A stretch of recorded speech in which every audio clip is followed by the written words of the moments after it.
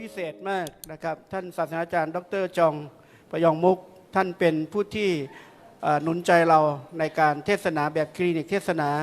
ถ้าพี่น้องในคริสตจักรเราที่ฟังเทศนามาทุกครั้งนะครับเราจะเห็นว่าหลักการเทศนาแบบคลินิกเทศนาก็หนุนใจพี่น้องอย่างมากแล้วก็ทั้งทีมรับใช้ต่างๆเราต้องขอบคุณพระเจ้าเวลานี้ท่านได้มีโอกาสมาแบ่งปันหนุนใจเราแล้วก็ทั้งอาจารย์จองนะครับจะแปลนะครับแล้วก็เดี๋ยวอาจารย์จองก็จะแนะนำอีก2ท่านนะอาจารย์สำหรับให้เราตบมือให้กับนักเทศด้วยกันนะครับ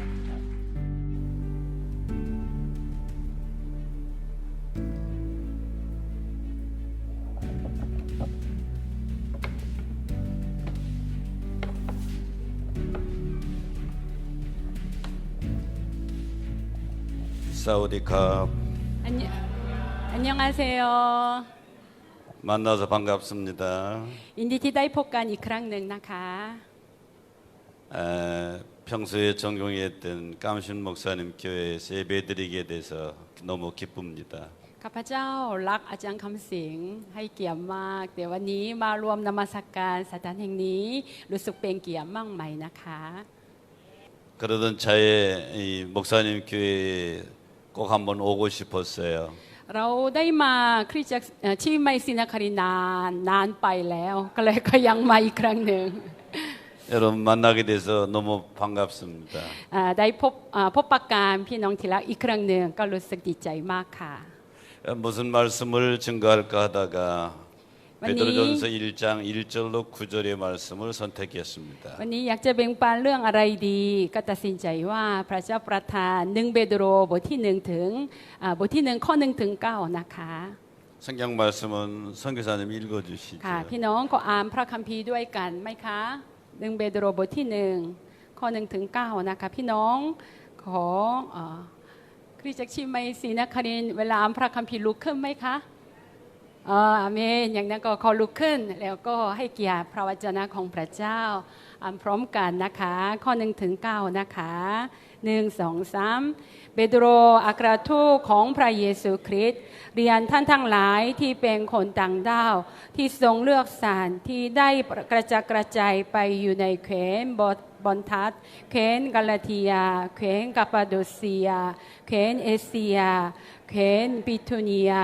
ตามที่พระเจ้าพระบิดาได้ทรงกำหนดไว้ล่วงหน้าและพระวิญญาณทรงทำให้บริสุทธิ์เพื่อจะเชื่อฟังพระเยซูคริสต์และได้รับการประพรมด้วยพระโลหิตของพระองค์ขอพระคุณและสันติสุขทั้งหลายยิ่งขึ้นเถิดสาธุการแด่พระบิดาพระเจ้าพระบิดาแห่งพระเยซูคริสต์องค์พระผู้เป็นเจ้าของเราโดยพระเมตตาล้นเหลือของพระองค์ทรงโปรดให้เราบังเกิดใหม่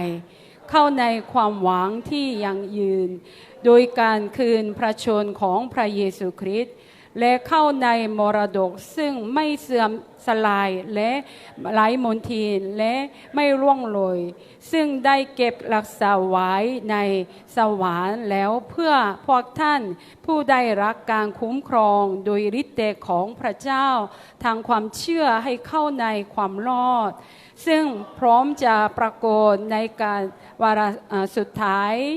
ในสิ่งนี้พวกท่านชื่นชมยินดีถึงแม้ว่าเดี๋ยวนี้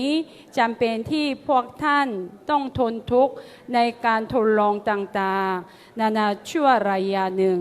เพื่อการทดสอบความเชื่อของพวกท่านอันล้ำค่ายิ่งกว่าทองคำที่แม้ว่าจะเสื่อมสลายไปได้ก็ยังถูกทดสอบด้วยไฟจะนำไปสู่การสรรเสริญศักดิ์ศรีและเกียรติในเวลาที่พระเยซูคริสต์จะเสด็จมาปรากฏพระองค์ผู้ทรงพวกท่านไม่เคยเห็นแต่พวกท่านยังรักพระองค์อยู่แม้ว่าขณะนี้พวกท่านไม่เห็นพระองค์แต่พวกท่านยังเชื่อและชื่นชมยินดีด้วยความยินดีเป็นล้นผลสุดจะพัฒนาเพราะได้รับความรอดแห่งวิญญาณจิตอันเป็นผลจากความเชื่อของพวกท่านอาเมน 아멘. เชิญนั่งนะคะ 앉으시죠. 오늘 본문은 베드로전서는 베드로가 흩어져 있는 기독교인들에게 보내는 편지 형식입니다. ค่ะ1เปโตร2เปโตรนั้นอาจารย์เปโตรนะคะเขาเขียนจดหมายแล้วก็ส่งแก่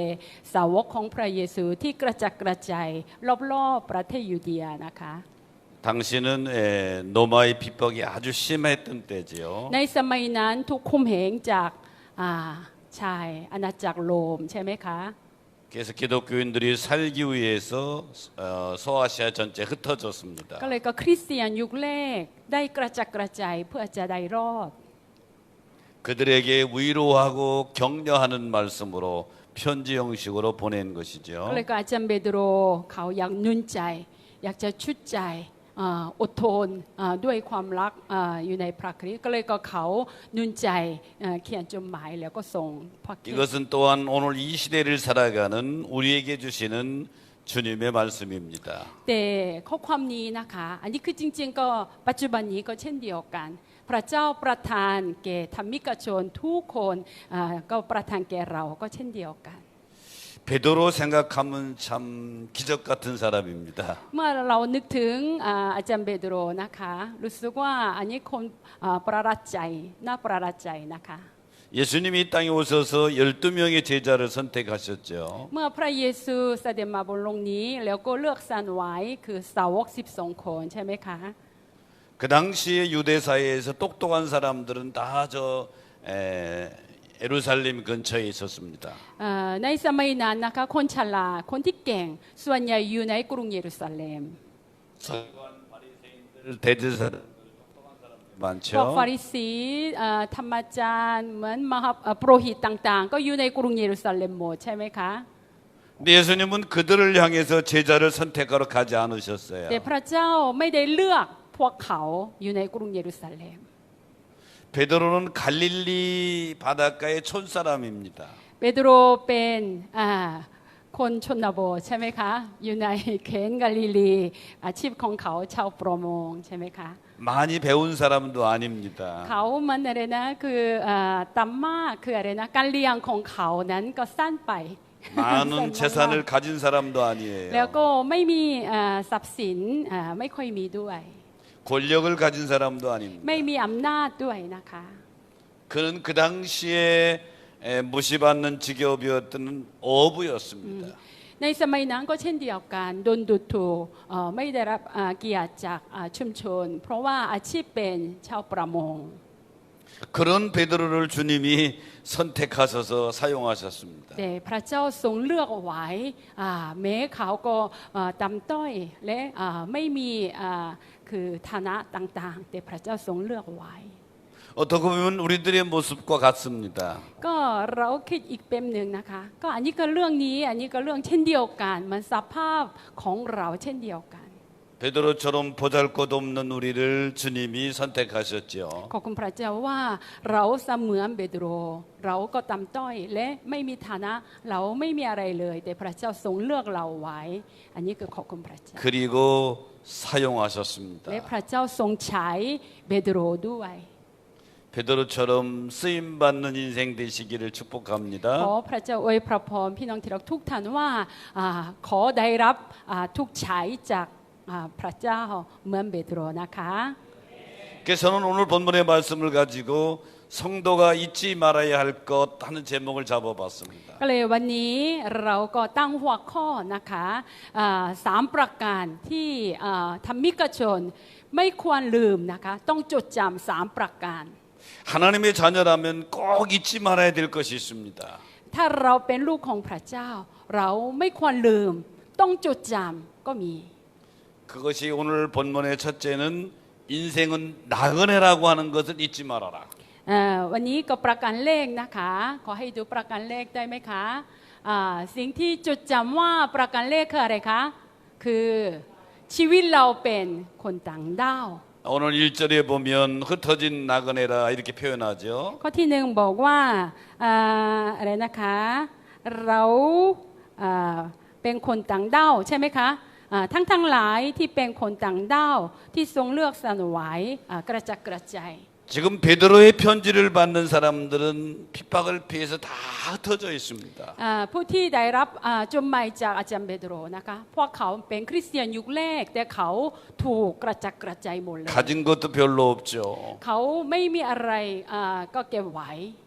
예수 믿는다고 하는 것 때문에 목숨의 위험을 느끼는 것입니다. เขาก็จริงๆก็มันอันตรายมากก็เสี่ยงชีวิตมากมายเนื่องจากเชื่อพระเยซูติดตามพระเยซูก็เลยก็เขาไม่มีอะไรเลย 그들에게 편지하면서 베드로는 꼭 잊지 말아야 될 것은 인생은 나그네라고 하는 것을 잊지 말아라. อาจารย์เปโตรก็หนุนใจพวกเขาว่าอย่าลืมเลยเพราะว่าชีวิตเราเหมือนคนต่างดาวบ้านแท้จริงเราไม่ใช่ที่นี่อีกไม่นานขึ้นไปสวรรค์ก็เลยก็ชีวิตเราเหมือนท่องเที่ยว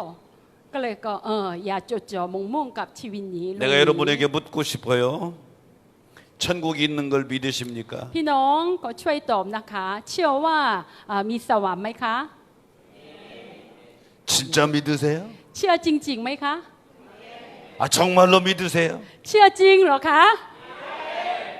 근데 어떤 때는 없는 것처럼 살아요. แต่ทำไมบางครั้งก็ดูเหมือนว่าไม่มีสวรรค์ชีวิตของเราก็มันดูเหมือนว่าไม่มีสวรรค์ 천국에는 죽음이 없어요. ที่บนสวรรค์นั้นไม่มีความตายใช่ไหม 거기서는 영원히 살아요. ที่นั่งก็ชีวิตนิรันดร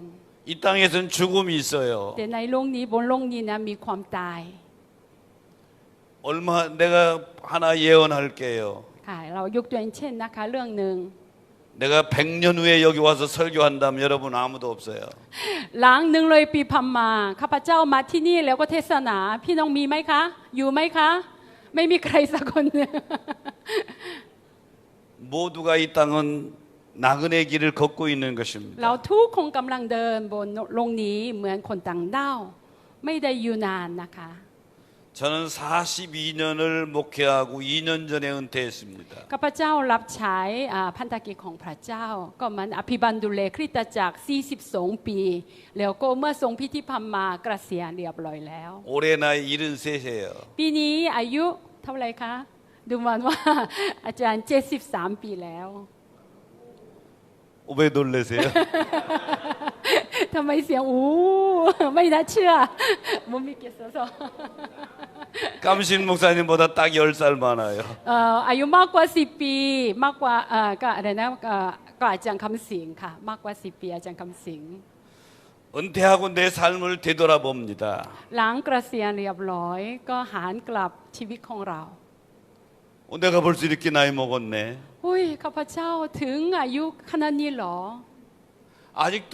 마음은 40살 같아요. ใจของฉันมันอายุแค่40 ปีเองมันหนุ่ม 한국 사람들은 요즘 보통 90을 살아요. ๆโดยเฉลี่ยนะคะสถิตินะคะโดยเฉลี่ยคนเกาหลีช่วงนี้ก็สถิติอายุยืนนาน90 ปี 90 산다고 그러면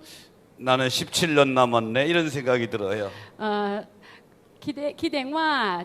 อายุยืนนานอีก90 ปีสมมตินะคะก็เหลือ17 ปีแล้ว 여러분 기억하십시오.พี่น้อง 여러분은 반드시 죽습니다. พี่น้องต้องจดจำว่าอีกไม่นานเราคงตายแน่ 그러면 이 땅의 삶은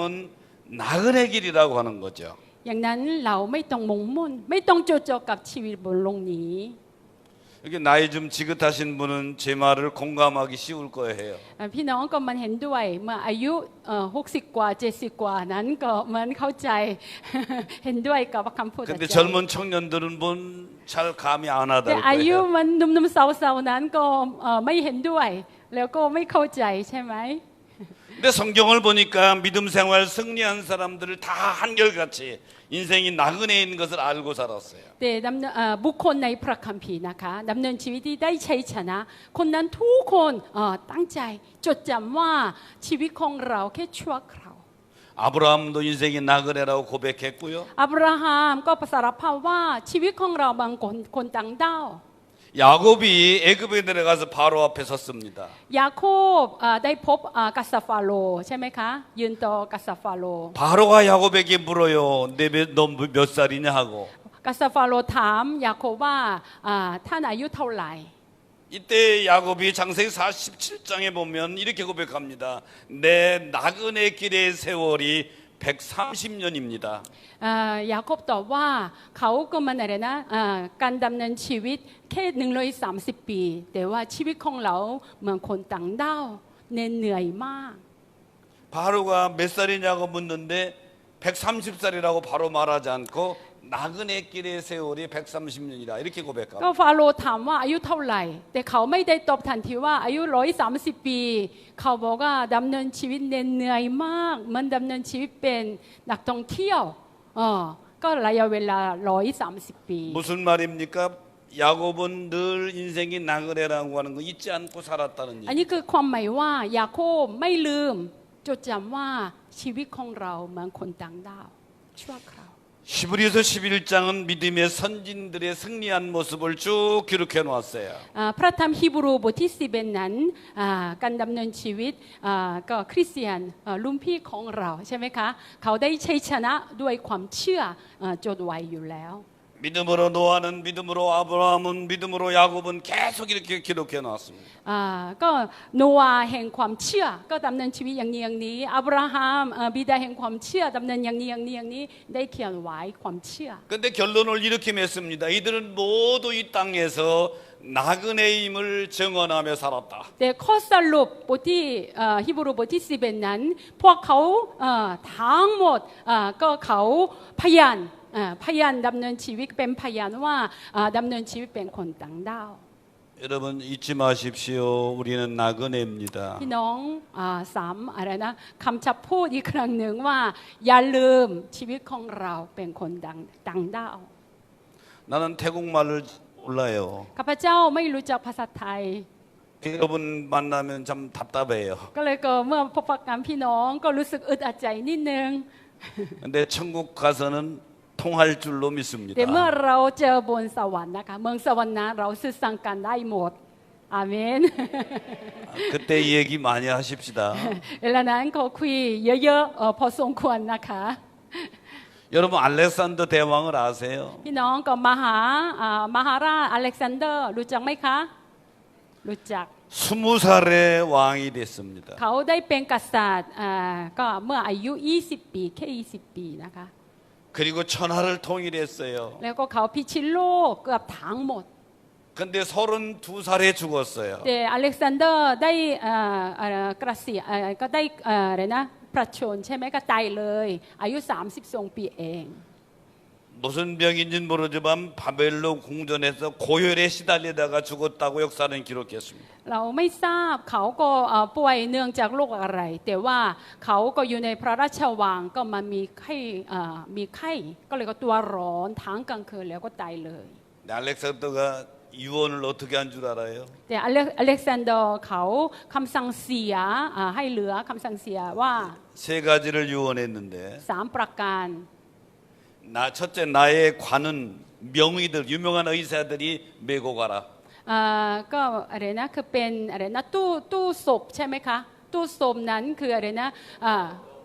ลงศพใช่ไหมคะลงศพนั้นคือก็คุณหมอมีชื่อเสียงพวกเขาก็ความแบก 두 번째는 ลงศพ 금은 보화를 길에 뿌리며 가라. แล้วก็ประการที่สองนั้นก็โปรยคือทองคำและเงินทองนะคะก็บนถนน 세 번째는 내 손을 관 밖으로 내놓고 가라. ประการที่สามนั้นมือของข้าพเจ้าก็ให้ออกลงศพนะคะ 알렉산더가 무엇을 이야기하고 싶었을까요? อเล็กซานเดอร์ก็อยากจะพูดว่าอะไร 천하를 호령하는 대왕인 나도 เขาก็มันมหาราชใหญ่ยิ่งมั่งใหม่แต่ว่า 아무것도 안 가지고 빈손으로 가는 나그네다. เขาก็ยืนยันว่าแม้ข้าพเจ้าชีวิตข้าพเจ้าก็มันโอ้โหมหาราชก็พิชิตทั่วโลกแต่เมื่ตายนะคะเขามือเปล่ากลับด้วยมือเปล่า 그러므로 사랑하는 여러분 꼭 기억하십시오. 인생은 나그네 길입니다. ก็เลยก็สิ่งที่จดจำอีกครั้งหนึ่งว่าชีวิตของเราก็เหมือนท่องเที่ยวก็ชั่วคราวอีกไม่นานเราต้องกลับ 동의하시면 아멘. เชื่อไหมคะเห็นด้วยไหมคะ อาเมน 성도가 잊지 말아야 될 두 번째는 하나님이 철저히 보호하신다고 하는 것입니다. สิ่งที่จดจำว่าประการที่สองคือข้อ5นะคะข้อ5คืออ่าน 오늘 ด้วย 본문 กัน 5절에 보면 하나님의 능력으로 보호하심을 받았다고 기록하고 있죠. ค่ะข้อ5บอกว่าผู้ใดรักการคุ้มครองโดยฤทธิ์เดชของพระเจ้าทางความเชื่อให้เข้าในความรอดซึ่งพร้อมจะปรากฏในวาระสุดท้าย 이 세상은 많은 어려운 일들이 있습니다. ค่ะบนโลกนี้มีก่อขึ้นเรื่องลำบากหลายอย่าง 그래서 우리 선진들은 이 세상을 고해와 같다, 고통의 바다와 같다 그랬어요. ก็เลยก็บรรพบุรุษของเราก็เปรียบเทียบว่าชีวิตของเราเหมือนทะเลเต็มเปี่ยมด้วยความทุกข์ 여러분 바닷가에 가보셨죠? พี่น้องเคยไปทะเลไหมคะไปดูทะเล 바다에는 쉬지 않고 파도가 몰려와요. ที่ทะเลนั้นก็เหมือนอะไรนะคลื่นนะคะคลื่นสับไปสัมมาสมอ 파도가 아무 필요 없는 것 같지요. ดูเหมือนว่าคลื่นก็ไม่ต้องการอะไรไม่ต้องการไม่จำเป็นต้องไม่ใช่อย่างนี้ 만약에 바다에 파도가 없다면 바다 안의 생물은 다 죽어요. ถ้าในทะเลไม่มีคลื่นนะคะก็สิ่งที่มีชีวิตในทะเลก็ตายหมดเลย 파도 치면서 그 안에 산소가 녹아 들어가죠. เมื่อคลื่นก็พายุพัดแรงใช่ไหมคะ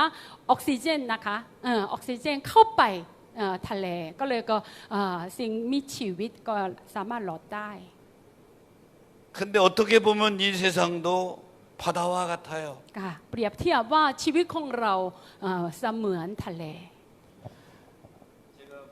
오늘 하면서 하나 깨달은 게 있어요.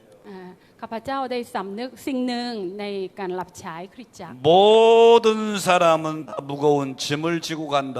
มนุษย์ทุกคนไม่ยกเว้นสักคนหนึ่งนะคะทุกคนแบกภาระหนักในดำเนินชีวิตอยู่ 저 장로님은 아무 문제가 없는 것 같아. ดูเหมือนว่าผู้ปกครองท่านนี้ก็ดูเหมือนว่าไม่มีกระวนกระวายอะไรเลย 돈도 많고 มีทรัพย์สินเยอะ 좋은 집에서 살고 ก็บ้านสวย 겉으로는 아무 문제 없어 보여요. ดูเหมือนว่าก็มันดูข้างนอกนะคะดูเหมือนว่าไม่น่ามีปัญหาอะไรเลย 깊이 얘기해 보면 또 자식이 속색이네. แต่คุยลึกๆนะคะ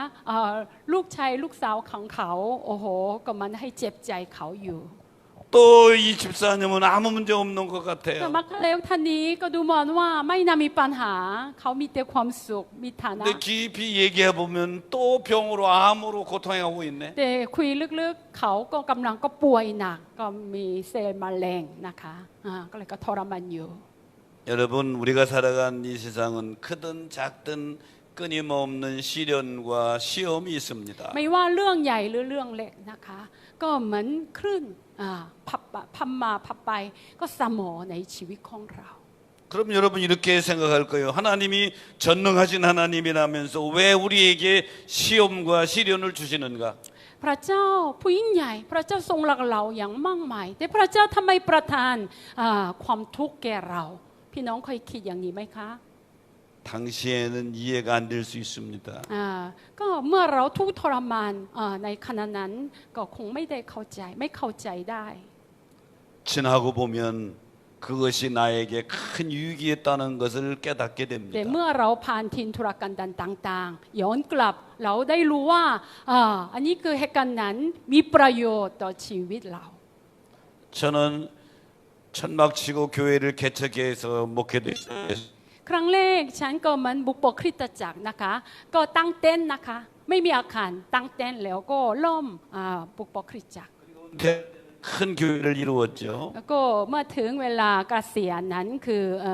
ได้สร้างโบสถ์ใหญ่และสมาชิกเยอะด้วย 주변의 친구들이나 사람들이 볼 때 나는 참 아무 문제 없는 것처럼 봐요. ก็ผู้รับใช้เพิ่มผู้รับใช้ต่างๆคนรอบๆก็ดูเหมือนว่าโอ้ยข้าพเจ้าก็มันอะไรนะท่านก็มันไม่น่ามีปัญหาได้ประสบความสำเร็จใช่ไหมล่ะมันอย่างนี้ 그런 소리 하들 마세요. ก็ฉันก็ได้ยินอย่างนี้อย่างนั้นก็อย่างนี้ 무거운 짐을 지고 ภา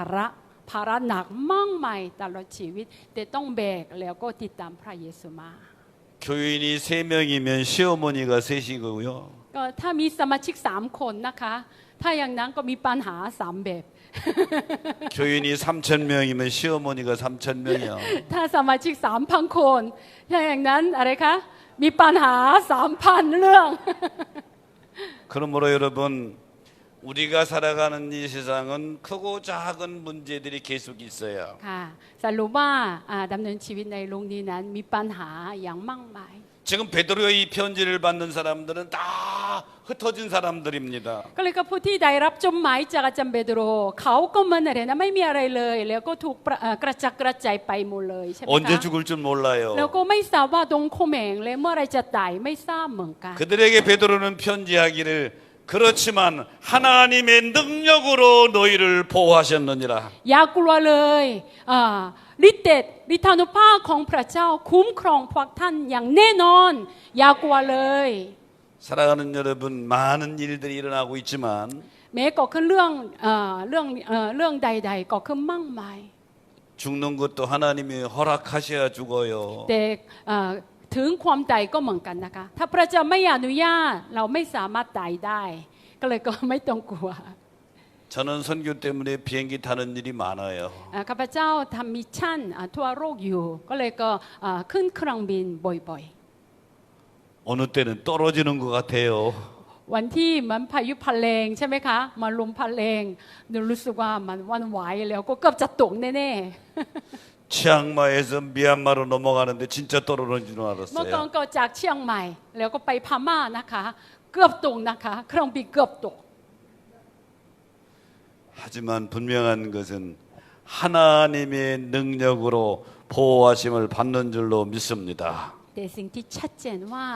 พระเจ้าทรงเลือกไว้คนนั้นพระเจ้าคุ้มครองโดยฤทธานุภาพของพระเจ้าอาเมน 되돌아보면 모든 것이 다 은혜였습니다. เลยก็เราหางกลับย้อนกลับในที่พัมมาทั้งหมดพระคุณสมพระคุณของ 나를 พระเจ้า 나되게 만든 것은 시련과 시험이 나를 오히려 이렇게 만들어 갔지요. ก็เลยก็โดยพันทางการทดลองความลำบากความทุกข์ต่างๆสร้างข้าพเจ้าจนถึงปัจจุบันนี้ 한국의 남자들은 다 군대 가야 합니다. ผู้ชายเกาหลีทุกคนจำเป็นนะคะต้องเข้าไปกองทัพ 건강한 사람은 다 가는 ถ้าเข้ม 의무병이에요. แข็งถ้าแข็งแรงสุขภาพแข็งแรงก็จำเป็นนะคะต้องไปทุกคน 저도 34개월을 복무하고 나왔습니다. ข้าพเจ้าก็อยู่ในกองทัพ34 เดือนนะคะเกือบถึงเท่าไหร่คะ2 ปีกว่า2 ปีครึ่ง 근데 3 ปี 태국의 남성분들은 심지 뽑는다는 얘기 เอ 들었는데 แต่ผู้ชายไทยนั้นก็ยังไงคะจับฉลาก ใบแดงใบดำครึ่งเดียว 한국에는 심지 뽑는 게 없어요. ที่เกาหลีนะไม่มีจับฉลากนะคะ 무조건 다 가야 돼요. ต้องไปทุกคน 근데 요게 군대 꼬이나, 가면 꼬이나. 훈련 기간이 있습니다. แต่เมื่อเข้าไปกองทัพระยะเวลาหนึ่งนะคะได้รับการฝึกฝนหนักมาก 지금 기억이 남는 것은 제가 처음 훈련 받을 때 가장 힘들었던 게 총 들고 구보하는 거. ตอนแรกฉันก็ยังจดจำได้คืออะไรนะได้รับการฝึกฝนยังก็ลำบากมากไหมนะก็ถือปืนแล้วก็เดินนานๆด้วย 근데 이 총이 왜 이렇게 무거워요? แต่ปืนหนักไหมคะหนักมาก 훈련을 마치고 났을 때는 얼마나 가벼운 줄 몰라요. แต่หลังก็ฝึกฝนเสร็จแล้วก็โอ้โหรู้สึกก็สบายมาก 하나님이 살아계십니다. พระเจ้าผู้ทรงดำรงประชนอยู่ 하나님이 능력으로 พระ 지켜주십니다. เจ้าทรงคุ้มครองเราโดยฤทธิ์ 분명한 것은 내가 나를 사랑하는 것보다 하나님이 나를 더 사랑하십니다. สิ่งที่ชัดเจนไม่ควรลืมนะคะพี่น้องเรารักตัวเองใช่ไหมคะแต่พระเจ้าทรงรักเรามากกว่าเรารักตัวเอง 하나님이 여러분을 더 사랑하는 걸 믿으시면 아멘. จงเชื่อก็ขอเชื่อว่าพระเจ้าทรงรักพี่น้องที่รักทุกท่านมากกว่าตัวเรารักเองอาเมนอาเมน 성도들이 잊지 말아야 될 세 번째는 주님 앞에 설 날이 있다고 하는 걸 잊지 마십시오. ค่ะสิ่งที่จดจำประการที่3คือเดียวนะคะชีวิตของเราเดียวจะยืนต่อพระพักของพระเจ้า 예수 그리스도가 나타나실 때가 바로 주님 앞에 서는 날입니다. ก็ถึงเวลาพระเยซูเสด็จมาครั้งที่สองใช่ไหมคะ เวลานั้นเราต้องยืนต่อพระพักตร์พระเจ้า 여러분 저도 그렇고 다 주님 앞에 서게 될 줄로 믿습니다. เราเชื่อว่าข้าพเจ้าก็เช่นเดียวกันอีกไม่นานเรายืนต่อพระพักตร์ของพระเจ้า 그때 다른 음성이 아니라 잘했다 이 음성 들으시기를 축복합니다. ในเวลานั้นเมื่อเราพบพักการพระเยซูทุกคนได้ยินพระสุรเสียงจากพระเจ้าว่าท่านก็เป็นคนสัตย์ซื่อท่านก็ดีแล้วเรารักเจ้าได้ยินพระสุรเสียงจากพระเจ้าอย่างนี้ 여러분 25장에 보면 주님 앞에 서는 모습이 나오죠. ก็พระธรรมมัทธิว 25 นะคะบทที่ 25 ก็ปรากฏก็พระเยซูเสด็จมา 그때 주님이 잘했다 착하고 충성된 종아 하고 칭찬하는 종들이 있어요. เวลานั้นก็พระเยซูชมเชยผู้รับใช้ของพระเยซูใช่ไหมคะ 여러분 저도 그렇고 그 음성 꼭 들으시기를 축원합니다. พี่น้องก็ต้องได้ยินต้องทุกคนข้าพเจ้าเช่นเดียวกันนะคะทุกคนต้องได้ยินพระสุรเสียงจากพระเยซูว่าดีแล้วลูกทั้งหลายสัตย์ซื่อก็เลยต้องเข้ามาบ้านของเราต้องได้ยินอย่างนี้นะคะอาเมน 다시 말씀을 한번 정리하지요. โอเคแล้วก็ข้อสรุปอีกครั้งหนึ่งนะคะ 구원받은 우리가 꼭 잃어버리지 않고 살아야 될 것이 있어요. ก็คริสเตียนที่ได้รับความรอดจากพระเยซูแล้วก็มี3ประการสิ่งที่ไม่ควรลืม3ประการ 내가 나그네라고 하는 걸 잃어버리지 마세요. ข้าพเจ้าเป็นนักท่องเที่ยวเป็นคนชั่วคราวอยู่ในโรงนี้ 따라합시다. 나는 나그네다. ขอพูดตามนะคะข้าพเจ้าเป็นคนต่างด้าว 두 번째는 하나님이 철저히 보호하신다고 하는 걸 잊지 마세요. ประการที่สองพระเจ้าทรงคุ้มครองโดยฤทธิ์เดชของพระเจ้าอาเมนพระเจ้า 믿으시면 아멘. เชื่อไหมคะอาเมน 한 살 먹은 아기가 자기가 자기를 사랑하는 것보다 엄마가 더 사랑합니다. ก็เด็กทารกแค่1 ขวบนะคะอันนี้ก็เด็กทารกรักตัวเองอันนี้คือจริงๆก็เปรียบเทียบไม่ได้คุณแม่ของเขารักลูกมากกว่าใช่ไหมคะ 그보다 더한 것이 하나님이 우리를 더 사랑하십니다. ยิ่งกว่าเท่าใดพระบิดาพระเจ้าของเราทรงรักเรามากกว่าเรามากกว่า 나그네 의식이 걸어가다가 주님 앞에 영광된 모습으로 설 수 있게 되시기를 축원합니다. ก็เลยเราไว้พระพรพี่น้องทุกท่านว่าเราดำเนินชีวิตเหมือนคนต่างดาวแต่เราอดทนและติดตามพระเยซูด้วยความเชื่อขอถวายเกียรติพระเจ้าแด่พระเจ้าอย่างสูงสุดนะ 여러분 คะ 모두 다 승리자 되시기를 축복해요. ไว้พระพรว่าทุกคนเป็นผู้ชัยชนะถวายเกียรติแด่พระเจ้า 건강하시고요. ขอสุขภาพแข็งแรงด้วยนะคะ 믿음 생활 잘하시고요. ก็ดำเนินชีวิตคริสเตียนอย่างเข้มแข็งเรื่อย 멋지게 나그네 인생길 달려가시기를 ก็ 축복합니다. ได้ประสบความสำเร็จดำเนินชีวิตคนต่างดาวถวายเกียรติพระเจ้า 샬롬. ชโลมอาเมน